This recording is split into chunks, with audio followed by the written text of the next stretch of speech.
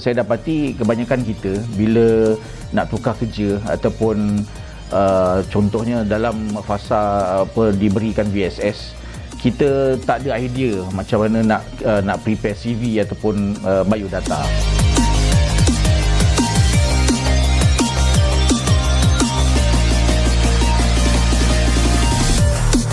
Assalamualaikum warahmatullahi taala wabarakatuh. Hari ini kita nak bincang santai-santai je.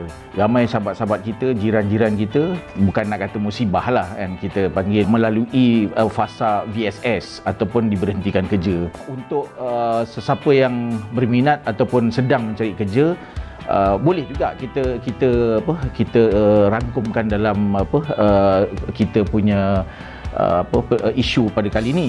Saya dapati kebanyakan kita bila nak tukar kerja ataupun contohnya dalam fasa diberikan VSS, kita tak ada idea macam mana nak prepare CV ataupun biodata. Bukan sebab saya dah banyak pergi minta kerja mana-mana, tapi kebanyakan kita tak mampu ataupun tak pandai membuat CV ataupun biodata yang lebih menonjol berbanding kawan-kawan yang lain. Sebab pasaran pekerjaan kat luar sana sangat luas, sangat mencabar.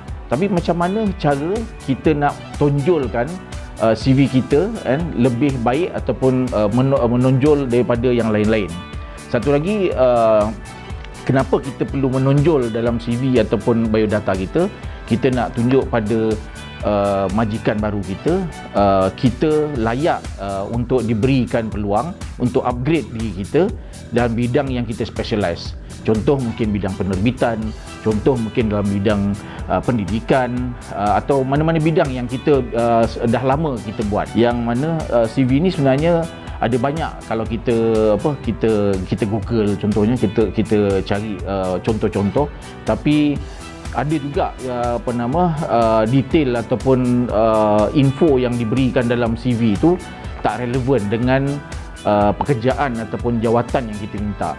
Ada setengah-setengah tu dia sangat straightforward.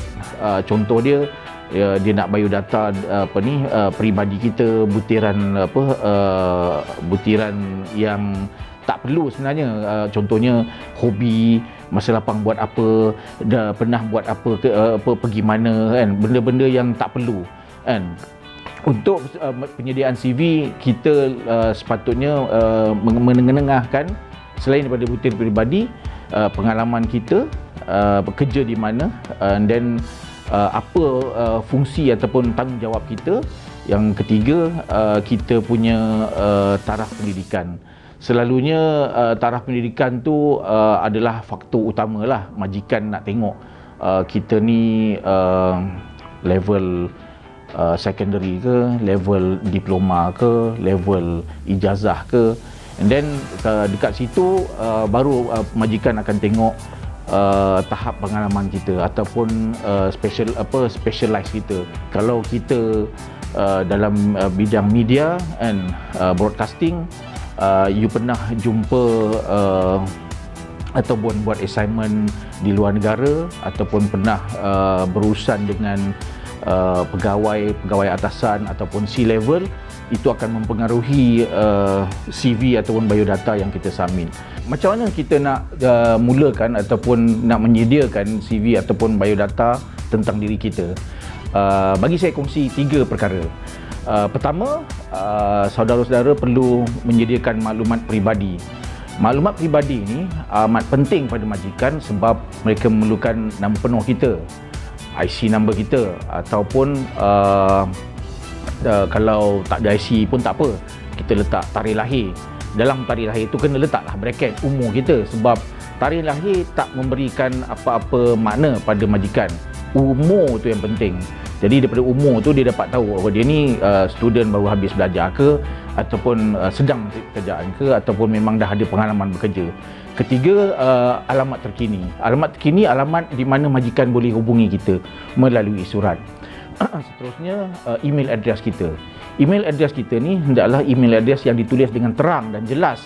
Jangan kita letak email address yang tak clear ataupun silap type, ataupun yang mungkin untuk payah untuk majikan kita hubungi kita. Seterusnya nombor telefon kita, nombor telefon utama, dan jangan lupa letak nombor telefon pendua.